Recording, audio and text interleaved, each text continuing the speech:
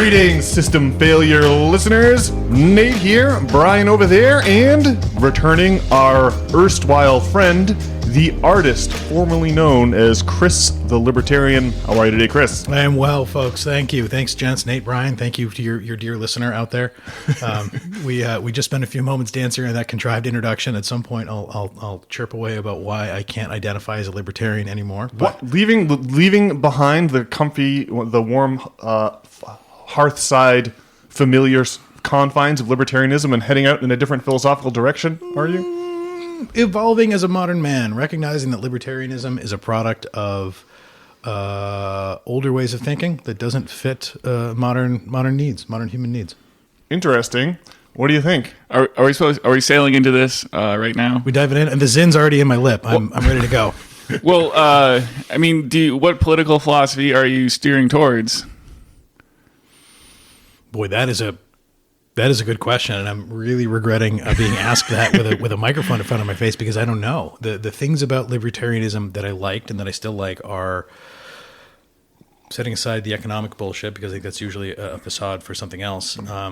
Is the preference for is the tendency to protect individual sovereignty, and I'll use that word with a capital S on purpose. You can imagine the sovereignty with italics, but the preference for individual rights and the balanced responsibility on the part of the individual for the collective needs. I have, over time, begun to see the connections between that left libertarianism and ancient socialism. They're there, and however you want to label that shit, there are ways to take those political theories forward into a context that makes sense for 2030, 2035, 2045 that don't make sense today. Well, I think we're all like libertarian, to some degree, right? No one wants more government than what is needed. Yeah, I always have trouble with that. Like, libertarian will be like, very few will be like, we need zero government. And there are a few that do. Murray Rothbard comes readily to mind. Murray Rothbard is one of the great libertarian philosophers, a 20th century guy. He wrote this book, he wrote a bunch of books, but Anatomy of the State is the most famous one. It's a really thin pamphlet. You can get through it pretty quickly. And his idea is basically you don't need the government for even the things that we normally think of, like, well, we need someone to issue the currency. We need someone to enforce monopolies. To Murray Rothbard, there was no such thing as a monopoly under perfect market conditions that was bad. And furthermore, Rothbard theorized that you wouldn't need courts or police. You could have a tissue of private security services and private courts, that are pay to play, but that you could somehow get society over the finish line with these sorts of what Murray Rothbard and most libertarians, as I understand it, Chris, are trying to get rid of is the horrible bit where you have to pay your taxes, and if you don't, your men with guns are going to slap you in a cage. You see, that's the part that's really uncomfortable. The thing of that all civilizations had that feature since the agricultural revolution, and we don't love that feature. It's coercive by its very definition, eh? Yes, and where I think Rothbard I was about to say failed us, but where Rothbard was limited in his 20th century privileged thinking, Rothbard wrote a body of literature that implicitly intertwines libertarianism with capitalism. Yeah. So part of that concern, to your point, is that people shouldn't have to pay their taxes because money is a way that we manifest our time. Right? Money is a currency that we use to trade our time and our financial power. Right? And intertwining the libertarian political ethos about individual rights and autonomy and sovereignty with an economic system that requires us all to go to work to make our hamburgers so that we can have enough greenbacks to pay our rent is, it's a mingling that doesn't need to exist. And I think folks like Rothbard, here's the point that I was trying to bury earlier. These economically focused libertarians are writing from a perspective of wealth and privilege, seeking to protect a capitalist economy that they sit atop of. Libertarians don't represent the vast majority of the humans living on the planet Earth. Capital L, large L libertarians, that 20th century libertarian philosophy doesn't effectively represent the needs of the human beings that live on this planet. Well, there is a thing where it's like this utopian ideal and like having like no government or very little government. Obviously, we live in a place with like an overwhelming government, or at least a really strong government that does crazy things in the Middle East that like no one supports. And so Middle East and Seattle, but sure. And so it's like, I don't know, how do you make the change you want to have happen? And it's like starting at the end point and working your way backwards, or you could start at the present point and work your way forwards. And I just it's hard to say what it means. Now, unfortunately, you've abandoned the libertarian position, so you can't tell us anymore. Yes, this is this is also the beauty of being a libertarian, and this is the thing that I've protected. Libertarians have sat for 20 or 30 years outside of the burden of having to be responsible for anything, and I'm still very much doing that. I'm making a principled exit from the libertarianism. I'm not going anywhere official. I'm just exiting with my middle fingers up that they're a bunch of liars. Well, I'm like open-minded. I mean, I don't know. I guess my feeling is that the problem, like if you got rid of the government, right, you're still going to have the most powerful people are going to be the ones in charge. Like if you were on if your plane crashed on an island and there was some people on it, well, like the most powerful person would probably kind of end up in charge of things, and that's kind of like what government is. And the situation might be that he might start subverting the opinions of the people there to make them do his bidding, which kind of inevitably happens in a power dynamic. And so I just don't know like what it means to like get rid of government. You're just going to like not have powerful people.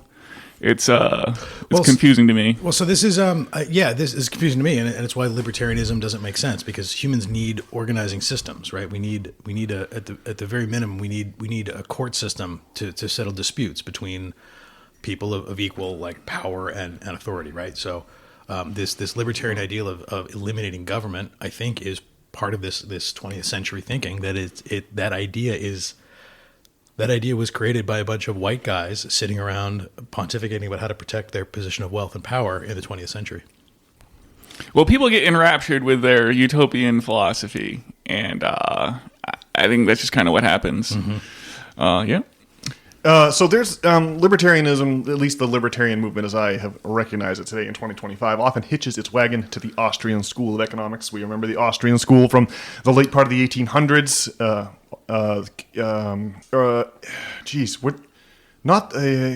I guess they were centered in Vienna. I can't remember where they were centered in. Whatever the case is, the Austrian economics, guys like Baumbawerk and von Mises, right? These guys formulated this economic idea. It was a reaction to classical economics. We call it neoclassical economics today. And what is neoclassical economics, right? Classical economists had the labor theory of value, where the amount of time you put into things is kind of how we value.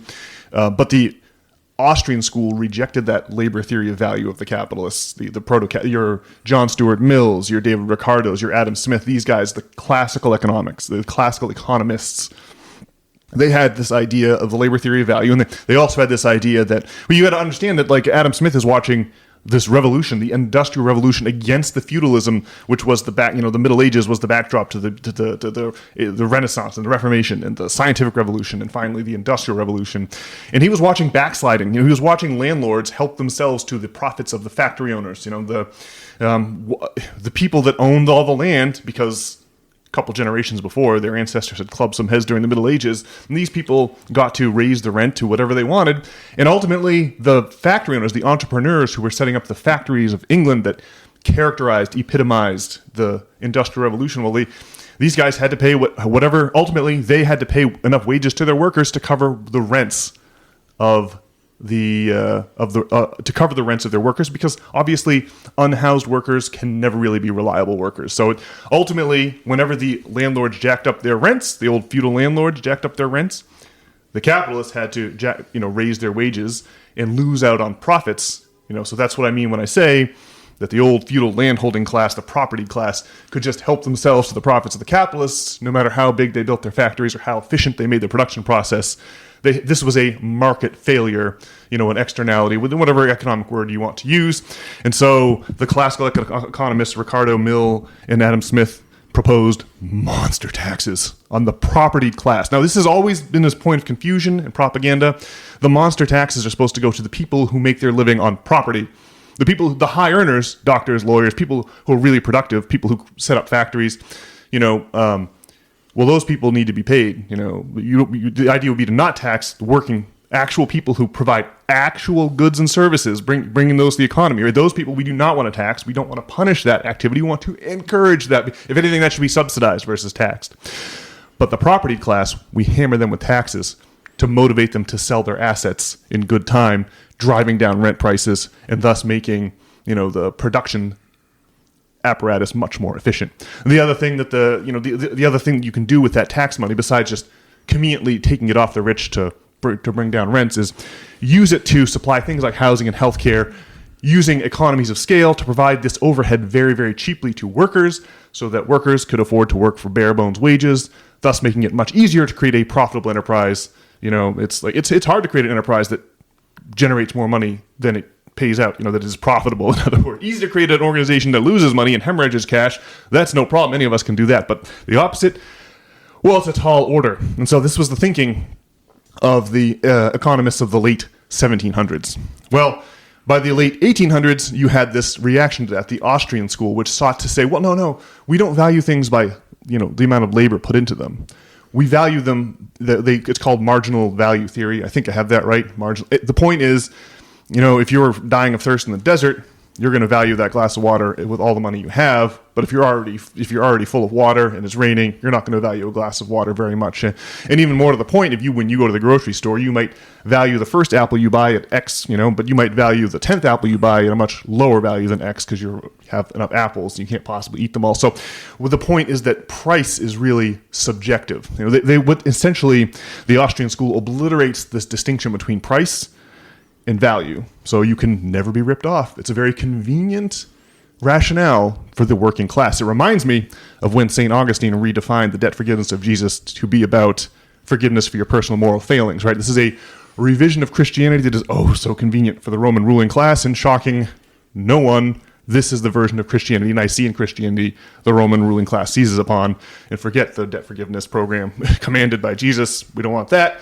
We don't want debts owed by the poor to the rich forgiven. Instead, we want the poor people to pay the church for sin remission, right? It's like a changing the flow of the valve from, it's like it creates that lovely flow of wealth from the lower classes to the upper class that the upper class just loves. Well, and you're introducing the church and the religious structure there. That's interesting because it from like a market perspective, when you think about, boy, this is going to sound gross, but when you think about all the people who are competing for the peasants' dollars, right? All the various power structures that are competing to put the various peasants in their little boxes.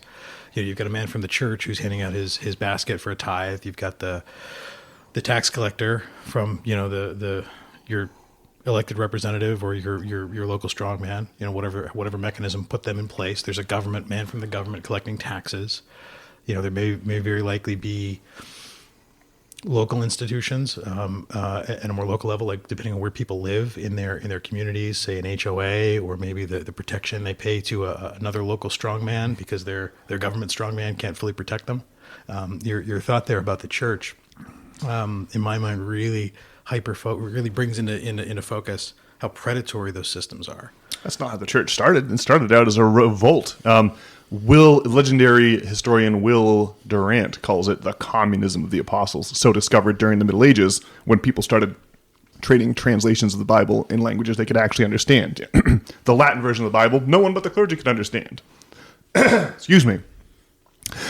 But the original church, right, was all about the communism of the apostles, right? It was all about sticking up for the poor.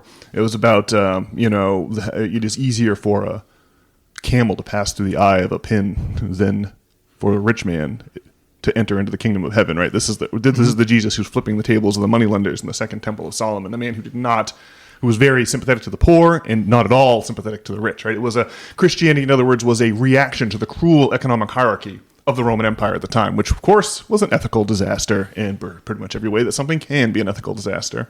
Have you considered potentially the fact that those early Christian, call it propaganda pieces, were distributed specifically with the goal of creating a church power structure so that somebody could create a system of power and control to either wrest it away or personally empower themselves during a time when the Roman government was leaving them a power vacuum? Absolutely, that's exactly what happened. But it wasn't the early Christian writings. It was like the intermediate Christian writings. The early Christian writings were like the Gnostic Gospels, right? The books that later, in the 3rd and 4th century, during the fall of Rome, during the twilight of the empire, the Gospels that got cut from the Bible are very telling, because the monopoly we're talking about here is not just a monopoly on the flow of over the flow of information like the Catholic Church, Roman Catholic Church established during the Middle Ages.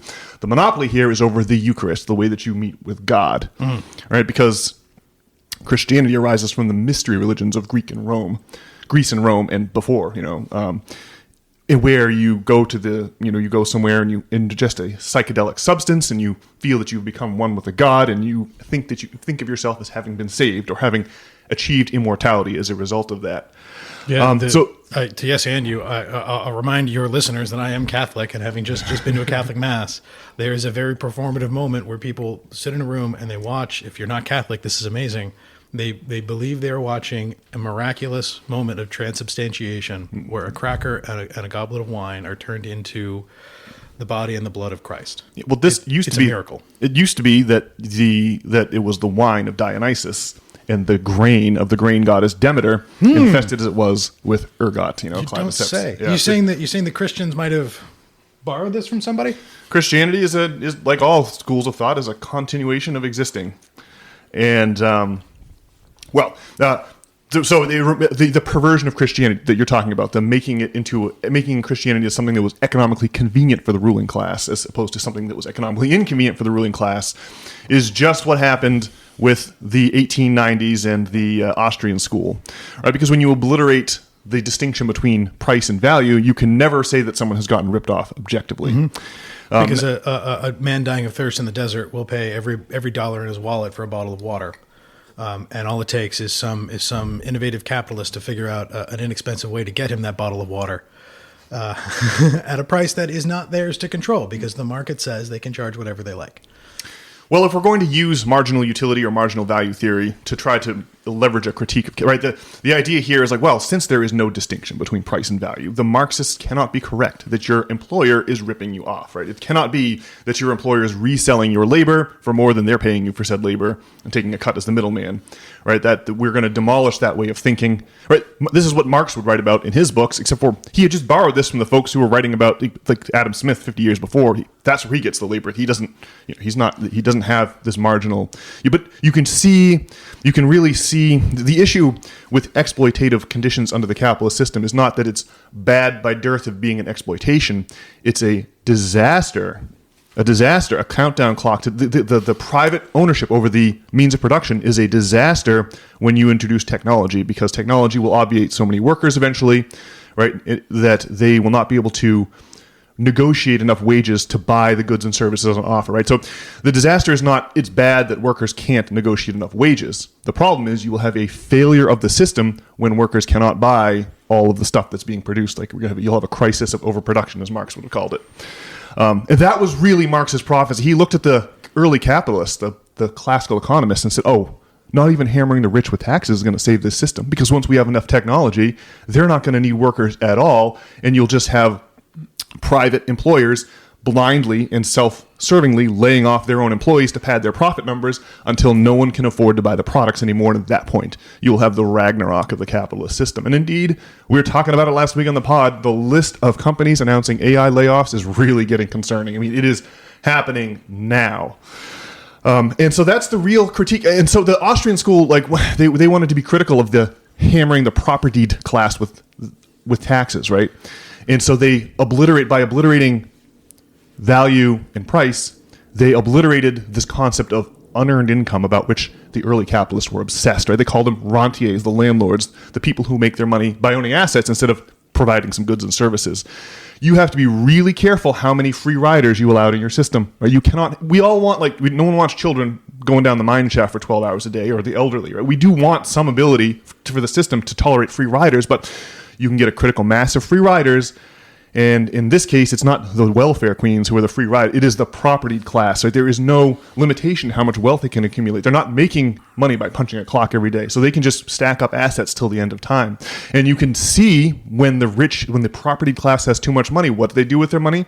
They go out and buy things. They can't consume anymore. They can't eat any more lobsters and caviar. So they buy other assets, and when when the rich have too much money sloshing around in their bank accounts and they buy assets, you see the prices of those assets bid up. So you use everything from stocks and bonds to company valuations to like classic cars and artwork, valuable artwork. All the price of all these things is going through the roof because the property holding class has excused themselves from the taxation scheme, using some of this Austrian economics, using some of this libertarian as a philosophical cover,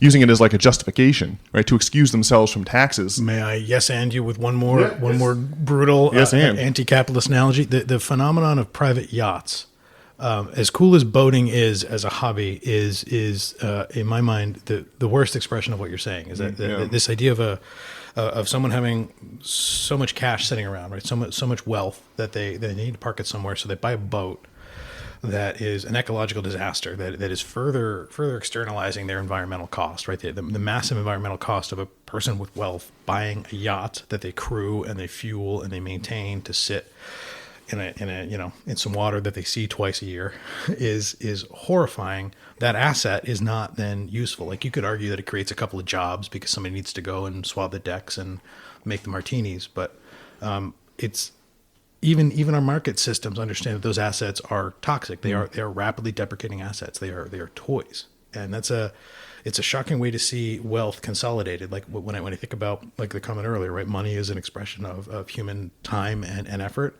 When I look at a boat, a giant boat sitting in the water, that is a massive expression of human ingenuity and effort and innovation, sitting and dying, right? It's corroding and wasting and leaching shit into the environment. It is an utterly unsustainable way to express wealth.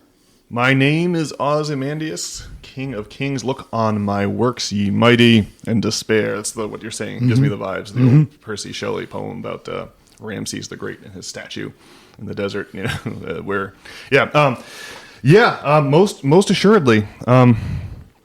But I love libertarians because they recognize the horrors of the military industrial complex. They recognize the horrors of like the pharma industrial complex. They recognize a lot of the worst. Like, I can get along with virtually any libertarian. Their economic ideals are backwards and twisted and pie in the sky. Right? The libertarian critique of socialism is that it's some pie in the sky utopian idea, but they're the ones who have the suggestion for the stateless government, if such a thing has ever existed, or core. But look, I'm all ears. If you have an idea for a Rothbardian like nexus of private security forces and private courts, well, I am all ears. Like any kind of scheme to get away from we gotta like lock people in cages that don't pay their share of taxes. Anything to get away from that coercion, I think, is great. But it's a theory, and it's a bit of a pie in the sky theory. Let's be real. Well, I think the change that needs to happen, right, is like the taxing of unearned income that you were on about before. I mean, I wouldn't veer away from advocating for like socialist utopianism, but I mean, it doesn't really. I mean, it's just an issue. There's this like obfuscation of the meaning of capitalism, like you were saying before, and it's like the feudal lords versus the capitalists, and that like just what's happened is the feudal lords have just acquired so many assets, but that they consider that to be capitalism. It's just what capitalism means has changed. Right, and that's so. I mean, we just got to change the definition of capitalism back in the zeitgeist, right? And that should even the ship out. If you want to zoom in on a very specific part of the equation here, you want to like really dig in. And the failure point here, I think, is the businesses, the means themselves being considered private property or revenue generating assets. Like, we want to heavily incentivize the creation of such revenue generating assets, but we do not want to incentivize the holding of the very same. So one idea here might be Jeremy Corbyn's, of the former Labour leader of the UK, now making a return as a third party because everyone hates the Labour Party. His idea was simply that whenever a business wants to sell itself, it must first offer itself to its employees, and give them a right of first refusal. And then what would happen is the U.S., the government, whatever government happens to be in the scenario, would like loan the money to the employees. Right? You create a successful business. It's worth billions of dollars. Someone wants to buy that business off of you for $2 billion. Well, you first have to offer that to the employees, who will choose vote whether or not they want to take out a loan from the government for $2 billion and cash out the capitalist chips. Right? You create this empty. You got to be paid. We do not want to disincentivize that. But then instead of going to the person who offered to pay $2 billion, right? This is going to go to the workers if they vote, if they want it, to run as some kind of a democratic, co-op, something like that. And you're suggesting that the funding vehicle for that be a low-cost loan from the government as opposed to other private equity? Yeah, I think, other private equity is the government can create money out of thin air, right? We don't have to borrow from anyone. And then it would be revenue neutral, right? Because you'd get paid back on the loan, right? So you would just charge an interest rate that would, you would simply charge an interest rate that would cover the defaults, and that's it. So you would be as no profit for loan. Now, you wouldn't want to ban private, sources of capital from bidding to make these loans. If they can somehow provide the capital at lower cost than creating the money out of thin air, like a public bank would, like the Bank of North Dakota cannot do this because they don't create the currency, but they are a bank nonetheless that's run by the public. Despite many attempts to destroy it by the private banking industry, it's able to give out really effective loans to the people of North Dakota at cost. It doesn't make a profit. It just has a board that decides what loans are worthy, and then it makes those loans, and it just collects enough interest to cover the overhead and defaults, and that's it. So it's occurring to me that there are already conventions within the business world there are business accounting standards, right? There's already lattice works in place for a business to make for a seller to offer up an objective evaluation of the company's assets and liabilities, their operations. Those systems already exist. It doesn't seem unreasonable for a government system to take control of that. It would create, interestingly, even if no employee team ever bought their company's business, it would create a level of accountability and, you might say, standardization of business practices. Yeah, and you could try all kinds of different kinds of democracy. You could have constitutional republics. Some businesses run as a constitutional republic. Other ones run as direct democracy. You could come up with it. There are already very successful worker co-ops. The Mondragon Corporation of Spain is their fourth largest.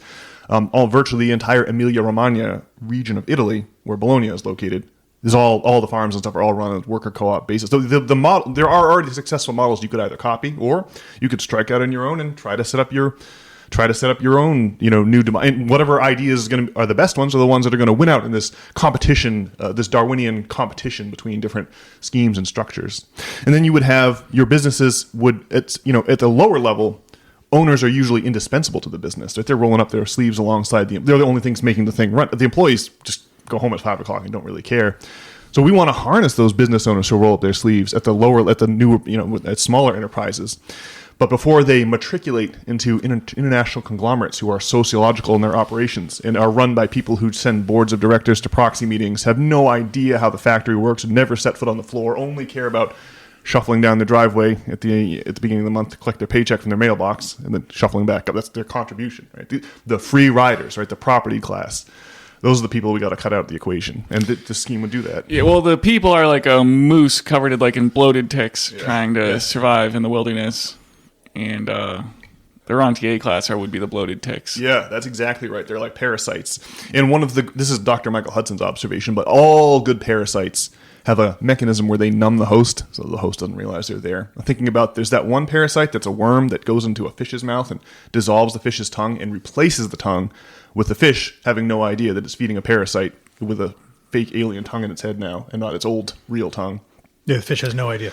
That right there, the numbing agent, right? That is your Austrian School of Economics, right? It stops the host from realizing they're being ripped off, right? It stops the host from understanding. And you could, just one last point on this libertarian, marginal value theory versus labor theory of value, you could look at that and still conclude that there's a problem with the capitalist mode of production, not because Jeff Bezos is ripping off his employees but definitionally, but the problem is that there is a range of salaries that Bezos could pay where Amazon would still be profitable as a business.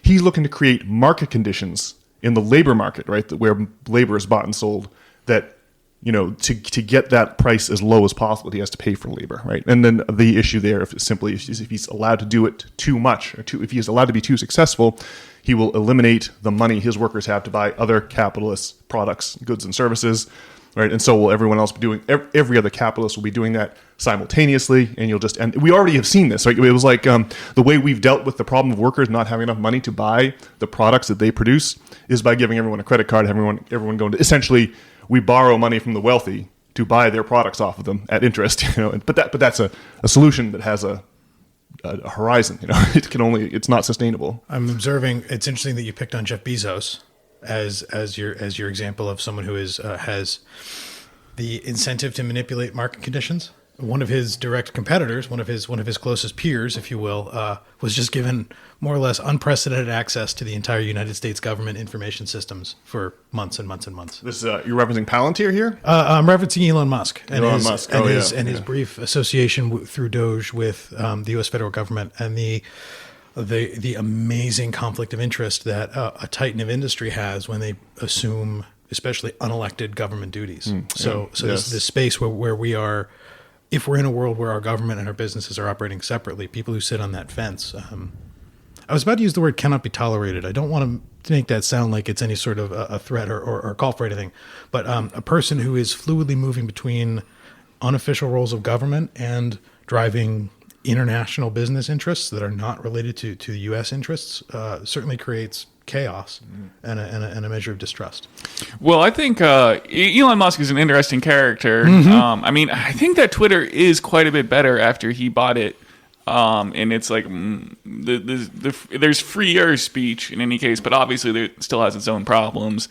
Then he's doing this Grokpedia thing, which is like Wikipedia. Well, like Wikipedia has like a lot of problems. If you look at any political topic, it's all terribly subverted. But it's I don't know. You think it'd be more in the zeitgeist, like what like a failure like Doge was? I mean, they just like did absolutely nothing, right? I guess all the money they saved, they just spent elsewhere, right? They rolled that into a nice tax cut for the wealthy. A month or two after Doge. If you may recall, that's the Donald's signature pieces of legislation, both in his first term and now again in his second term. Yeah, the business with it seems like the tech lords want to put like an AI in charge of the government, right? And like Elon Musk and Bezos and these people. I might posit that they want to put their AIs in charge of government. Well, it'll be interesting. I mean, is that like better than like the crazily corrupt government we have already? Is the grass greener? Well, the episode with Doge sure illustrates the tendency of our current system towards vast corruption. So I certainly agree with that point. But the Doge episode also illustrates, the last major failure of Austrian School of Economics, right? The total inability to understand that the government's finances, the finances of a government entity that prints its currency, is not a household budget. Right? So this idea that we're going into what's really happening is the national debt is the delta between tax dollars whipped up by the government and tax dollars taxed back by the government. And we want that if you tax back every dollar that you spent into existence, there'd be no dollars in circulation to run the economy. So it makes sense that you need to have the larger the economy gets, the more you need a national debt, right? The more you need to have that money in circulation, right? What it is what you can trot out the libertarian philosophy when you want to cut regulations on your industry or erect, it benefits capitalists to erect protective legislation that acts as a barrier to entry, and then on the other hand, they often want to cut regulation on their business because regulations are expensive to comply with. It cuts into profits, and it's just much easier to pollute the river with your factory than have to clean up all the pollution.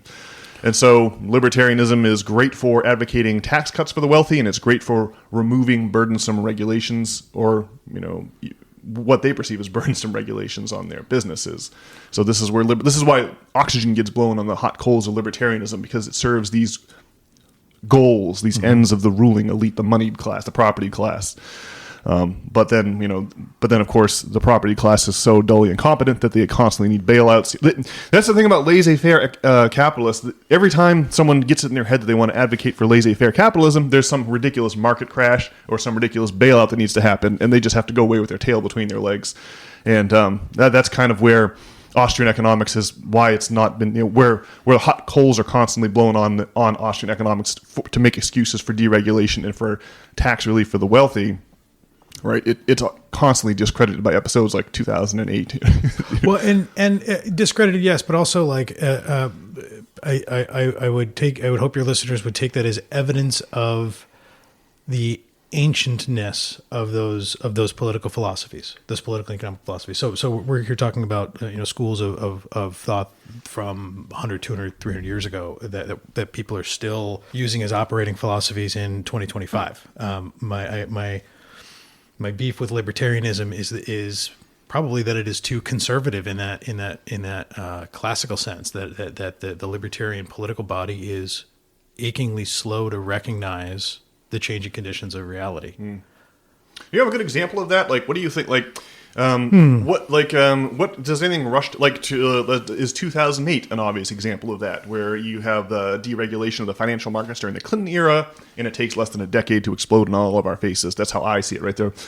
What was the suspension of the 1999 suspension of the old crash of 29? What was the name of that legislation? Glass-Steagall? Glass-Steagall. Thank you, Brian. I'm glad someone's head's in the game this morning. The repeal of Glass-Steagall, right, sets the stage for the crash of 2008, right? And you can just see that it's like, oh, well, this is just a horrific situation, where you have business titans, bankers corruptly lobbying the government to get rid of restrictions on their business so they can reach for great profits. But of course, like Icarus falling back to Earth on his melted waxen wings, they always reach too far. Pleonexia, Plato called it the greed, wealth addiction, the most dangerous addiction out there, where, you can drink beers, but then eventually your stomach fills up and you get a hangover. There's a cool down period, but getting wealth instantly engenders the desire for more wealth. There's no cool down period. There's no hangover period. It's a tight spiral. And so that's why, to Plato, the great the great question of the good state, the good person, the just state, was a war between decay, balance, or justice, and then greed, pleonexia, greed, wealth addiction. Well, to be fair, there is a terrible hangover. It's like the market collapse, but it's like having the hair of the dog the next morning after a hangover when you then lobby the government to bail you out so you can further your misdeeds. That's a great point. I like that, actually. That's pretty good. It's true that like all of the calamities of wealth addiction, right? Like the Roman ruling class reaches for too much wealth and blow out their whole society, and you get the embers of the Middle Ages as a result of that. So we all kind of have to deal with the externalities, and if you bail them out, then if you bail out the wealthy who make these blunders, well, you just give them an impulse to do it again. So it's interesting. I my beef with libertarianism is not really about its economic integrity. Where I would look for failure stories is where there's cases where you can espouse libertarian values and trace them to other ethical questions and see how they're failing. So like most urgently, the general libertarian silence on expansion of police powers in the United States with respect to immigration enforcement. Are they silent on that? That's no good. It's pretty damning to me as a group of people that claims to value personal autonomy and liberty above all else. They're not a monolith, but I'm seeing big L Libertarian Party and little L Libertarians en masse be very quiet about both the erosion of civil liberties for their people, for the whites who now have to deal with more police presence, but also the erosion of civil liberties for American citizens who are obvious targets, and just simple human beings that are in the country who, from that libertarian position of borders being arbitrary and governments being fictitious, seeing a group of libertarians be supportive of intense immigration enforcement, regardless of the economic considerations, it's a values misalignment, or it's a values failure that, in my mind, eradicates any. This has been my beef, my fear with libertarians forever, is that the economic models are well argued, they're rational. People can articulately debate libertarian economics, but when those values are applied outside of a newspaper market conversation into sort of real world practical questions of governance, the body of thought is bereft. Other areas are like trans rights, right? For a body of political thought that ostensibly values an individual's right to freely associate, an individual's right to control their body, for big L and little L libertarians to be quiet on trans rights issues in terms of bathroom access or equity in how they can present themselves in public spaces. It's horrifying. But there's a certain segment of the trans rights question where there's a conflict between women's rights and trans rights. So I do feel like when those things come in conflict, I feel like you could. Let's change the gear. Like I have heard our main man Dave Smith give a libertarian argument for border enforcement. this really gets to the point of libertarianism, right? It's like Yeah. no libertarian wants zero government unless you're Murray Rothbard, right? It's just that they just tend to err on the side of wanting less government, and I can definitely get on board with that idea, but it doesn't have a logical, rational underpinning for that. It focuses on the horrible experience of going to get your license renewed at the DMV, but it ignores the version of government that's like a crack squad, like SEAL Team 6. There's definitely a spectrum of the quality of government regulation or government services, and libertarians don't really acknowledge that spectrum. They say it's all bad because it's based on we're going to shoot you with a gun if you don't pay your taxes. Well, and a lot of libertarian political, or I should say libertarian, yes, not economic philosophy, political philosophy is very much based on introspective view. It's very selfish. It's very rationally self-interested. So when I read a lot of libertarian political and ethical literature, it is predicated on the idea of I wouldn't want that government mechanism to interrupt my life. Therefore, it shouldn't interrupt anybody's life. So long waits at the DMV. If I'm Murray Rothbard, maybe the biggest inconvenience in my life from government really is a long wait at the DMV. Yeah, but it could be a whole lot worse than that. Of course, this is where I see your point here. Bingo, bango. Just out of curiosity, have you ever heard someone articulate an anti-trans rights argument where it wasn't a question of like women's rights being? I don't think I've ever even heard that argument. I feel like if you're over 18 and you want to live your life as X, Y, or Z, then you ought to be able to. Has anyone ever argued against that? I guess I've never really heard it seriously argued. What were you going to say, Brian? I think like where you come down, it's just a question of just where your sympathies lie stronger, I guess. And I mean, there's probably some kind of like transphobia or something at the heart of people's feelings. But like ultimately, I think like the issue of like how you're going to settle what's going on in the women's locker room with trans folks and not trans folks would probably like it probably should be socially decided, or it should be up to the people who use those locker rooms how they want to settle the matter. Yeah, certainly everyone has a right to feel safe when they're changing in and out of their hockey pads, right? If you're going to go in a locker room and get naked, it's reasonable to like be in a room with the people that you feel safe with and to exclude the people that make you feel uncomfortable, full stop. That's not a hard position to defend. Like I guess like with immigration, I guess there's a certain amount of just like xenophobia that like comes up in the argument, but like everyone though like has has like biases in certain ways. So on one level, yeah, I don't think people tend to make like outwardly trans, like people aren't like, well, the trans folks need to stay out of the women's locker room because they're queer or something like that. It's but I don't know. Well, maybe some people do say that. They just put the hood over their head and light the torches and. Well, so this is the fear that the concerns about women's safety, right? The prototype that we're worried about here is a young girl being assaulted by a man pretending to be a woman, right? That's the comic book version of this.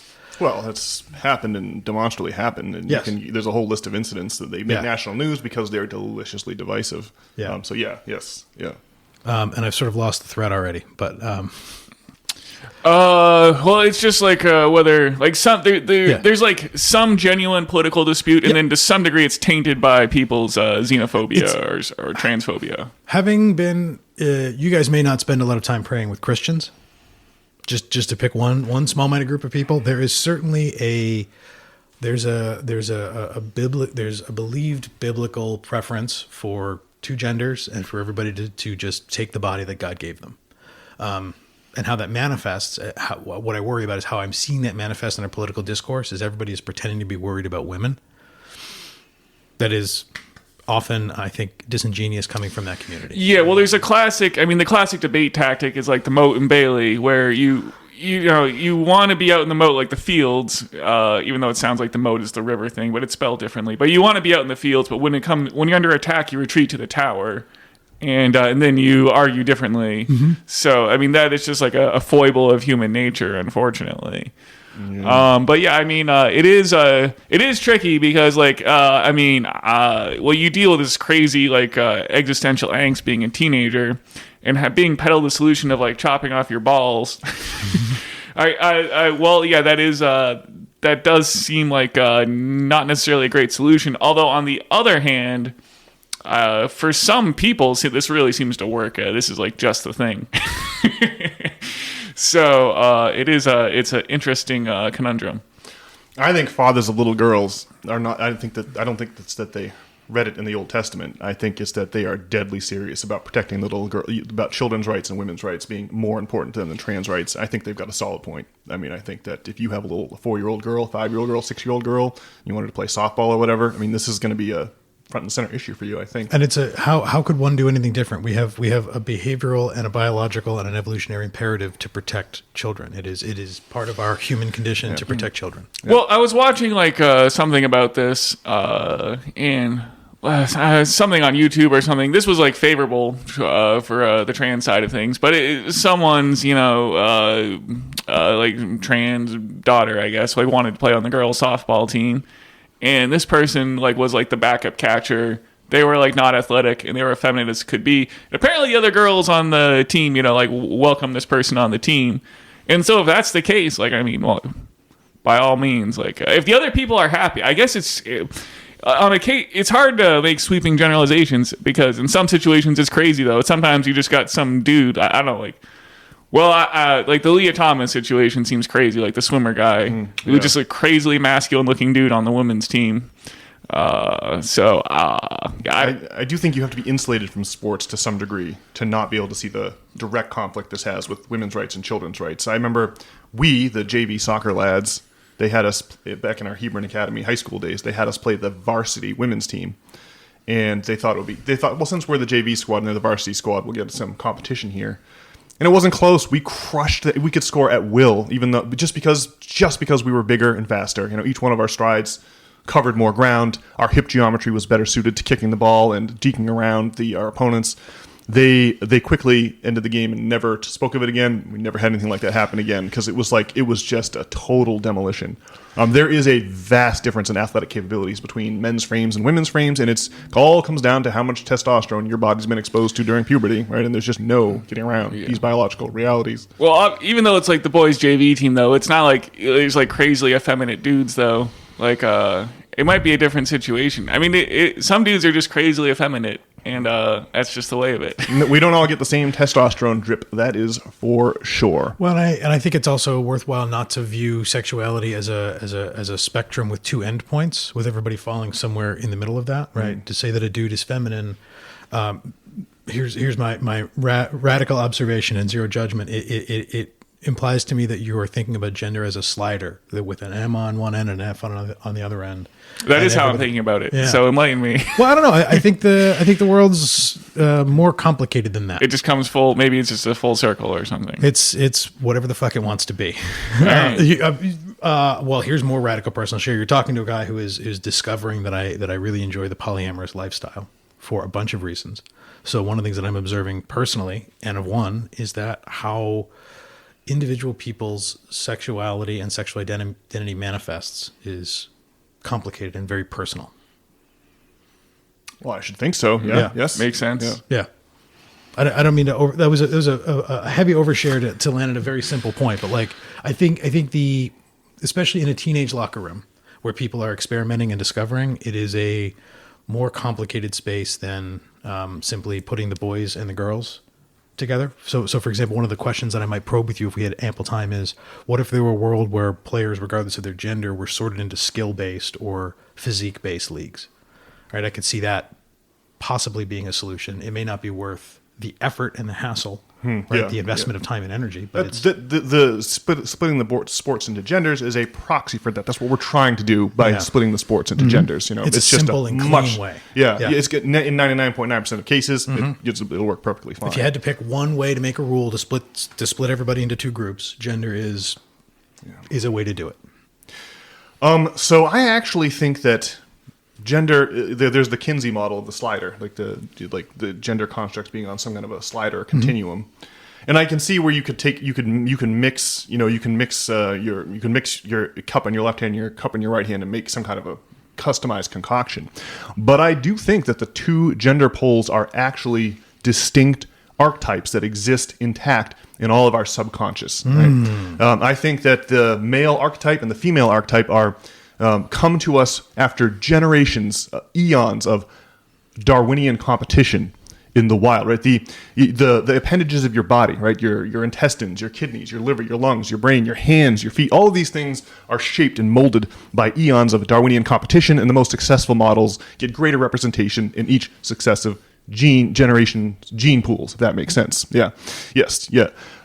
You can't see this, folks, but I am air humping Yes. in front of a mirror right now. You're Yes. more reproductively successful. The more reproductively successful you are as a result of your various appendages, the more likely those appendages, the genetic code for those appendages will be inherited in the next generations. But there is a mental reflection or image of that, right? You have mental organs, structures in the subconscious that also facilitate Darwinian competition for resources on the physical side, right?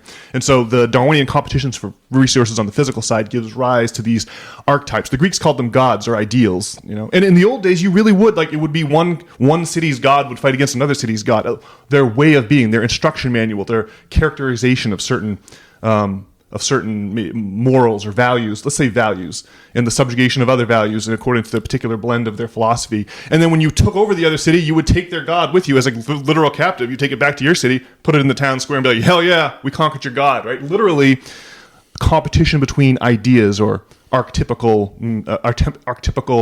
organs, archetypical subconscious apparatus. So I think that the male archetype, the god, and the female archetype, the goddess, exist to be in balance across multiple individuals at the same time. They complement each other. They're like puzzle pieces that fit together, and they have been formed that way through eons of Darwinian competition. And I think that one of the mistakes that the trans movement makes is they're unable to see that these things have archetypical legitimacy, and that they're not arbitrary in the way that the trans community, the trans ideology would want them to be. Well, to push back, we just kind of live in, we're just not having the same kind of Darwinian evolution where we're competing over scarce resources. There's abundant resources, and it's much more of a social battle. And so, those are the archetypes for over millennia or so, eons. But now, we're in a new situation, and so. Yeah, there is this obsession with gender as societies fall apart. They talk about in Rome and whatnot. Yes, yeah. But it's because society is being pulled apart. It is changing away from sort of what's natural. So yeah, yes. So I don't know what do you do when you find yourself in Gomorrah? I guess I don't know. We certainly are covering new ground. Evolutionarily speaking, we find ourselves in unprecedented circumstances, but none of that changes the legitimacy of the archetypes. They are real, and they exist for specific reasons. That's all I'm advocating for here. It's interesting as you were talking about ancient Rome and one of the points that I thought you were alluding to was possibly that ancient societies didn't have to deal with this because we didn't have the surgical techniques to make it possible, and I think there's to your point about that we are entering, or we are dealing with things that we are not evolutionarily equipped for, we have not evolved for. There's a reality that our modern either health science or technological science or whatever social science, our modern thought technologies allow for this in a way that past human societies simply couldn't at scale. The reason I say at scale is because the Roman history is full of women pretending to be soldiers and men dressing as women. They weren't able to transition in the way someone in 2025 might, but there are historical examples of people assuming alternate gender archetypes, if you will. Always during the twilight of civilizations. To your point, Rome no exception. I think now of Ovid's Metamorphosis, the famous poem that involves a certain amount of hermaphrodism, or the hermaphroditic statues that are both women and men. All these things came to us. Incandescent debate over abortion, another hallmark of the end of the world. All of these things prominently featured by the twilight of Roman society, and also prominent today as our own society hurtles towards its fate. Well, if we were, Native Americans roaming the plain and hunting buffalo, I'm sure the men would be men and the women would be women, but that's just not the situation we find ourselves in. So it's crazy. I propose, gentlemen, we take a short break. And we come back, we'll attempt to unknot the knotted skein of yarn even further. And I'll try to convince you all that the Marxist critique. I'm trying to try to get our man Chris, like the man on the aircraft carrier deck who's got the twin torches in either hand, waving in the F-18. I'm gonna try to wave you into a nice, safe Marxist harbor right after the break. Good luck.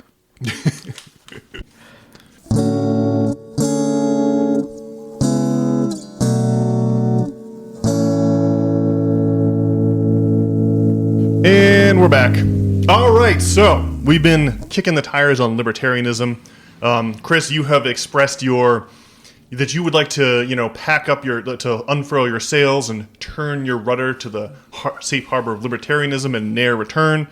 I'm on board. I mean, I see a lot of value in the libertarian movement. I get along really well with libertarians. They usually have a good moral compass. They have, some solid critiques of the excesses of state power. They agree about the horrors of unnecessary foreign wars of choice. So they're great on just so many things. Mm-hmm. But I just feel like the philosophy is a little bit bankrupt. I was thinking a lot about the question Brian asked me on our break. I was pooping and I was sitting there on the throne thinking about Brian's question of if not libertarian, where am I going? And I think this is the issue with libertarianism, and it is therefore an issue with my own psyche. It's why I've liked libertarianism is that it doesn't actually provide a prescriptive solution. It's a political worldview based around pointing out the things that are wrong in the world, which is fucking easy. Well, I feel like libertarians would say that it is some kind of the solution is just not to have a government, and that will somehow solve the issue. I don't know if libertarians would agree, but I don't know. I don't know if it makes sense. I think the average libertarian Joe Sixpack would proudly say with his AR-15 on the mantle that he doesn't need a government to protect him. Yeah, that is the solution. And that's the extent, right? They think about their politics at the end of their stone wall. But what happens when Joe Sixpack's neighbor starts a leaf fire and the smoke damages his vinyl siding? Like, who is going to force Joe Sixpack's neighbor to reimburse him with the? I come from an accounting mindset, right? I'm always like, okay, we got to match up expenses with revenues here. We can't have people privatizing profits and socialize losses, right? Which is what we have in practice. But surely Joe Sixpack can see that he can wield his AR with all the ferocity he wants. He's not going to be able to shake a payment out of his neighbor if his neighbor doesn't feel that he should pay for the damaged siding, right? So it's got to be. I'm just arguing with this hypothetical Joe Sixpack. I mean, it can't just be about protection. There's a whole bunch of other economic things we all need to create the ingredients of a quote-unquote free market. Now, libertarians, when they say free market, they mean free from any government actor. But really, it means free from rentiers, free from rent. That's what the original meaning of free market was going back to the classical definition. I don't. Man, it's a slippery kind of philosophy in that way. I just never quite know. It really can just mean almost anything. It's attractive and nihilistic. So for a bunch of angry white people who don't feel like Democrats or don't feel like Republicans, it's a sort of a natural place for Americans to fall. Well, I think we should just set our sails towards capitalism, but it meaning like Adam Smithian capitalism. Okay. Well, I hear you. I mean, so hammer the property class with make that distinction between earned and unearned income, and then hammer the people that make unearned income. We can't have society can't be all toll booths. Like someone's got to build the road also. But do you agree with this idea that hammering the rich with taxes does not save the capitalist system? It merely extends the runway. You buy yourself time, but ultimately the collision between a private ownership structure over our corporations and technology will inevitably make the capitalist system fundamentally unworkable because there's a fundamental contradiction there. Do you guys is there any argument against that I'm not seeing here? It sounds like, it doesn't sound like Smithian capitalism. Certainly not. Yeah, this would be, now you got Marx coming along 100 years later and saying, oh, you've got this other problem. It's not just earned versus unearned income. It's that the structure of private ownership over the means of production is on a collision course with the proliferation of technology. Well, I'm just not sure. I mean, I guess like the problem is like an AI revolution, like where technology like truly obviates the needs of the worker. Like how do you maintain? I don't know. Like I don't know if it's a. I mean, I think that Marx's prophecy is like true, kind of like regardless. So I mean. Well, I would still try to pursue Smithian capitalism, and then, well, if Marx's prophecy comes true, I mean, I guess I don't quite see the problem. If the Marxist prophecy comes true, and Bezos and Musk and 4 or 5 other families own virtually all the wealth of America, I see that as a fall of Rome. Armageddon. Well, is that gonna happen? I mean, I feel like the Marxist prophecy becomes true because of like the obfuscation of the meaning of capitalism, and to separate those threads is to kind of solve the problem. But I guess obviously you don't think so. Yeah, if we just narrowly define capitalism as again private ownership over the means of production, That's if you're gonna say that a business is an asset that can be bought and sold itself on a market, you've got a big problem if it's going to be privately owned. Essentially, what that means is you're going to have, not necessarily one person steering the ship, but the people that are steering the ship will be concerned only with profit and nothing else, right? You can own a company and never set foot on the factory floor and have no concept. I'd imagine that the heirs of the Ford family got no idea how to knock together a Mustang, right? They wouldn't even know which wrench to pick up first, right? That's not what they do. Their job is to inherit property from their parents, who inherited from their parents. Well, I guess what is it you're advocating we do specifically? Because I like the idea of sorting out the what we can do specifically now is untangle the thread of capitalism, return to Smithian capitalism by talking about it and explaining it to people. And so I guess I'm just not sure what you want to do in light of the Marxist prophecy. Well, my remedies. The first one is we should definitely hammer the property class with taxes, right? If you own 2 houses, you got to start. We got to start. If you own 2 houses, you should have to pay a substantial tax burden. 3 houses, even more. 4 houses, even more. You've got to have some kind of a logarithmic stepping up of the tax scheme to motivate people to sell, to drive down the assets that have been bid up by the property class having too much cash. So we've got this plane we need to take off in hammering the propertied class, not high earners, but the propertied class with taxes is a great way to extend that runway because we got a heavy lift on. It's using the systems and the mechanisms of capitalism, for sure. Right? If you're talking about dialing in tax rates to better tune the system, then just to reflect back, one of the things that you're implicitly presuming is you're working within a capitalist structure. You're trying to redefine it you're trying to redefine the capitalist algorithm. Is that what I'm saying? Is that what I'm hearing? More or less. I would recommend using the taxes advocated by Smith, Ricardo, Mill et al., using that tax idea to buy us more time, using that tax idea with the understanding that it will not be sufficient to save our society under any scenario, because we are facing a technological revolution, the likes of which even Herr Marx couldn't have seen coming. Well, society's gonna change if the AI thing happens, right? So what are you gonna do? We're gonna be under some new order for sure. Well, maybe possibly. One way to address one proposal might be a universal basic income, but I see that as a flawed proposal compared to the idea of Jeremy Corbyn about making businesses offer themselves first to their employees during a sale scenario. Why? Because as technology takes over more and more, it cuts down the number of work hours we need, right? You'll have armies of laid off workers living next to people who still have to work 40 hours a week, and then you're just going to tax the people who are still working to pay the idle. That just is a terrible situation that's going to lead to much dysfunction. We could also, in addition to taxing, we should be drawing down the length of the work week proportional to the amount of labor hours saved by technology each and every year, so that you don't get... I think the libertarian critique would be that to give the government the power that you need to be able to affect these changes on the on their upper class or whatever, you just have to have this monolithically powerful government that's also capable of supporting atrocities in Gaza or what have you. But I think that you can undo the paradox just by changing the zeitgeist and so that everyone understands the definition of Smithian capitalism like before. And I just think that's kind of that's just where the change happens is it's more like something in the zeitgeist, and it's why I've said before. Well, it's been said by a lot of people voting doesn't really change anything, but changing the zeitgeist changes things. And so just how to change the zeitgeist about Marxism what I guess just make it seem like it's not the devil, I guess, would be a good start. I can offer one suggestion, because I'm hearing you folks implicitly work within the systems of capitalism and government to say, what laws can we pass to change tax rates? I've been sitting here racking my brain. If not taxes, what else can we do? One of the things that we can do as workers is to refuse to work for unprincipled business people. Well, how am I going to pay rent? That's a tough question. Well, I'm advocating for changing the zeitgeist, but how to operate outside the just petitioning the government. What else can Joe Sixpack American do here? I think one of the things that we can do, and having just done this very personally, is to tell your non-values aligned boss to fuck off.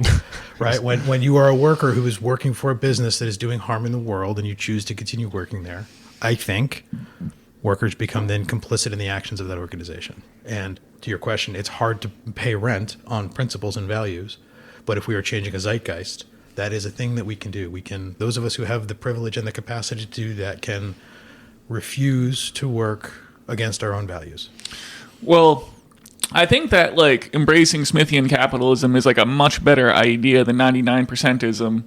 Although I've really liked 99%ism and banged on about it many times in this podcast, but I think there is like a flaw in this idea that we're just going to like tax the rich and then everything's going to be great. I mean, ultimately like life is a struggle, and so I think the idea does have to be that you're going to have to like work for your existence ultimately, and I don't think you'd be happy anyway if you didn't have to like work for your existence, right? A life sitting. I'm about to call it a life of leisure. Poverty is not leisure, but a life where you don't have to work to provide for yourself is a life without purpose. That sounds so shitty. Devoid of meaning. Devoid of meaning. I'm unemployed right now. I'll openly say this. I spent a few hours with my roommates raking our yard yesterday. Spending a few hours in physical activity, grooming my space in community was the best part of my day. Well, I think there is like a foible in it'll be really interesting to see how it plays out with Mom Donnie here in New York, and maybe it'll be like a staggering success, and that would be incredible, obviously. But I wonder how is that going to go is like really a fascinating question, because Barack Obama kind of ran on like hope and change, but he was trying to separate himself from the socialist name. And so how is it going to work for someone who actually like identifies as a socialist preaching hope and change? I guess I'm skeptical, although, obviously I would love it to work. Is it a labeling problem then? Is it the word socialism? Do we need to work on ways to like abandon the language of libertarian and social and the know nothing party? Like these are ancient systems that we're still talking with. I think the idea of the word socialism and Marxism, like these words have been poisoned like intentionally, and there used to be like strong labor movements like up until World War II basically, and then we used the Red Scare as a way to snuff out solidarity among workers, and then roll back the New Deal until we find ourselves in the economic crisis that all you have to do is look outside and see the homeless people and see the cracks forming therein. Yeah. Well, with respect to changing the conversation or changing the zeitgeist, I do agree that the Marxist critique of capital has never been fully digested here in the West because we just papered over it.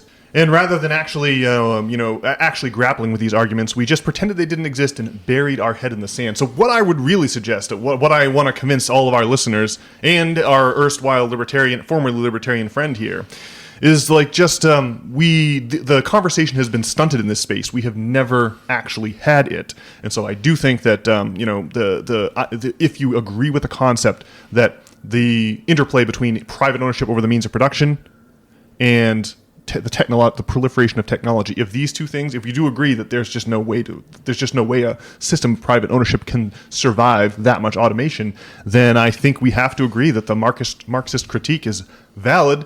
And like Herr Marx, he didn't have like proscriptions for what should workers seize the state, should they not. He just assumed that they would eventually land in some propertyless, stateless context that he called communism, and he looked back at like the step down from Roman slavery to medieval feudalism, and from medieval feudalism to the capitalism, the Industrial Revolution, and he said, what's likely to come after this system of private ownership of the means of production is likely to be a good deal more democratic. Just looking at the great arc of history, I can just kind of extrapolate that, and that's about as far as the conversation has gotten. I think if you could get Karl Marx to sit down at a dinner party and explain what the fuck was going on in his mind, he would probably tell you that he viewed himself as a revolutionary, that his writings weren't intended to prescribe a system of government. He was trying to compel a revolution, a values-based revolution of the workers to take charge. That was in my mind, the end of his horizon. He wanted the workers to seize power and take the future for themselves. He I don't know if he chose to do it, but again, here's my criticism of his ancient writing. Whatever he would have posited as the future social system doesn't apply in 2025, whatever it is. Yeah. But his purpose in the zeitgeist, since we like using that word so much today, is I think revolutionary, and I wish Americans could read his work with that in mind, because there's something really American about a revolutionary, a value-based revolutionary, that is like calling for his peers to burn down oppressive systems. Yeah, what could be more American than sticking it to hereditary pools of capital? Well, weren't we criticizing libertarian for not being prescriptive before? Mm-hmm. It's the same shit. It's two sides of the same ancient coin. It's this is part of why I have transcended libertarianism because it is not a prescriptive worldview in the way that socialism is not. It's useful for conversations like this, but they are not blueprints for actual systems of government. My criticism of libertarian would not be its lack of proscriptiveness. It would be its analytical shortcomings. That's what I'm looking at this going, oh, you all aren't realizing that the money in that the national debt is the mirror image of the money in circulation, for example. You all aren't realizing that doing away with the labor theory of value does not get rid of your problem of capitalist exploitation at the workplace like you think it does. And so, I don't know, I have very specific problems with the philosophy itself, despite the fact that most people who cleave to a libertarian philosophy, I'm going to agree with him on 99.9% of all issues. And I just think that I would realize that your movement has been co-opted to when it serves the interest of the ruling class. And to that extent that it causes you to advocate for the interests of the ruling class is the extent in which libertarianism holds us back from stepping bravely into the future, Well, you could argue that socialism is sort of the same way in that it's like an idea they trot out when it's politically expedient, and then they still take the pie for themselves. Socialism is used as a boogeyman. It's not used to advocate for policies. Socialism is used to put a label on someone like Barack Obama, who's not really doing anything, who's like Obamacare isn't socialistic at all, in the way, it's a big giveaway to the insurance companies. I don't, again, what I would be looking for is this proscriptive or not proscriptive? It's which framework gives us the discourse and conversation we need to build a constructive future together. And so what I would be looking for here is some criticism of the idea that technology and private ownership structures can coexist, more than just for a few minutes, historically speaking, that they have longevity or sustainability over the long haul. I don't see or hear the argument against it because we're not even having that discussion. So that's why I feel like socialism or Marxism, let's say, much better, much more intellectually coherent way of seeing the economy than libertarianism. Well, I mean, I guess like in Russia, though, socialism is kind of trotted out, but it doesn't. But it actually ends up being a way for like Stalin to be in control, though. I guess is kind of the point I was making. But certainly in America, the discussion is it not happening. Yes, yeah. It obviously the idea is the socialist idea has been used to create these huge systems of control that are every bit as corrupt as the capitalist system of control. But I think we're entitled to notice wickedly effective from an economic perspective, like devastatingly effective. The Russians went from knights and castles and peasants and serfs, right? They went from that to like beating us in the space age in the space of a single generation, unheard of. Now comes with a horrible cost. We don't want to follow them down that path. We just got to notice the bad and the good so that we can fashion our own beautiful future together, learn the lessons from the past versus repeat them. Yes, I see what you're saying. Yeah. All right. Well, I think we have to. Our man Chris here, the former libertarian, has to. I do have an appointment. Hard out. Okay. Well then, listen. What I will do at this juncture is invite you all, within the sound of my voice, to visit us over at systemfailure.org. There, you can read the weekly essays written by yours truly. That'll drop in your email inbox each and every Sunday morning. And furthermore, if you'd like to get in contact with either Brian or myself, you can accomplish that tidy feat on the About page by clicking on the appropriate name. Alrighty, folks. Well, it's been fun. Can't wait to talk to you all next week. Hope you have a good one.